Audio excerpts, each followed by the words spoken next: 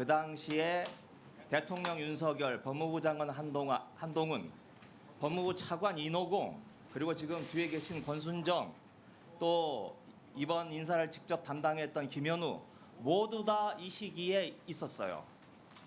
그런데 아무도 몰랐다는 겁니다. 이런 일이.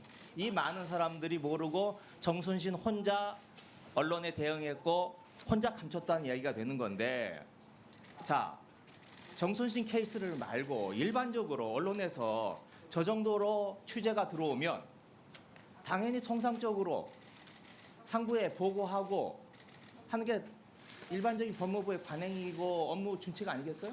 그렇지는 않고요. 그런 규칙이 있지는 않고요. 저거는 이 지금 상황에서는 제가 말씀드리면, 저는 당시에 제가 알지 못했는데, 제가 우선 말씀드리는 것은 제가 검증을 담당하고 있는 부처의 장관으로서 굉장히 책임감을 느낀다는 말 다시 한번 드리고요.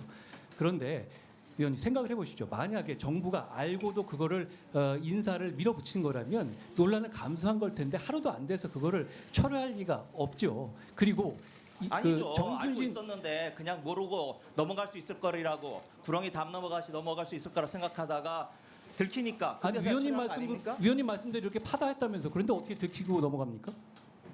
그건 앞뒤가 안 그 정도 맞는 판단이 말씀이고요. 떨어진다고 그리고 볼 수 있는 거죠. 1월 18일부터 정순신 유력 보도가 나왔는데 그때부터 한 달 넘게 동안에 다른 언론에서 보도된 것도 없습니다. 파다한 사실은 아니었던 거고요. 그리고 이미 알고 있었는데 정순신이 경찰 확정이 안 됐으니까 보도를 안 한 거죠. 경찰 세평 조사에서도 걸러지지 않았던 것이니까 이게 확인되지 못한 것이고, 제가 말씀드린 것은 이걸 제가 알았다면 그냥 넘어가지 않았을 겁니다. 저도 학폭 피해자에 대해서 굉장히 큰 문제의식을 가지고 있고, 특히 이분의 경우에 이번 일로 다시 기억이 아픔이 새로 돼서 대단히 안타깝게 생각합니다. 알겠습니다. 그런데 자, 알지 마지막 못했다는 질문입니다. 부분이고 구조적인 그 문제고, 앞으로 이 상황은 이렇게 송사 문제는 앞으로도 확인되기 어려운 문제가 반복될 수 있습니다. 과거의 경우에도 문재인 정부에서도 안경환 경우, 그 이후 사건에 있었을 경우 다 있었지만 본인이 얘기하지 않았으니까 확인할 수 없었다, 구조적 문제도, 이런 입장을 여러 번 내지 않았습니까? 잘 아시다시피.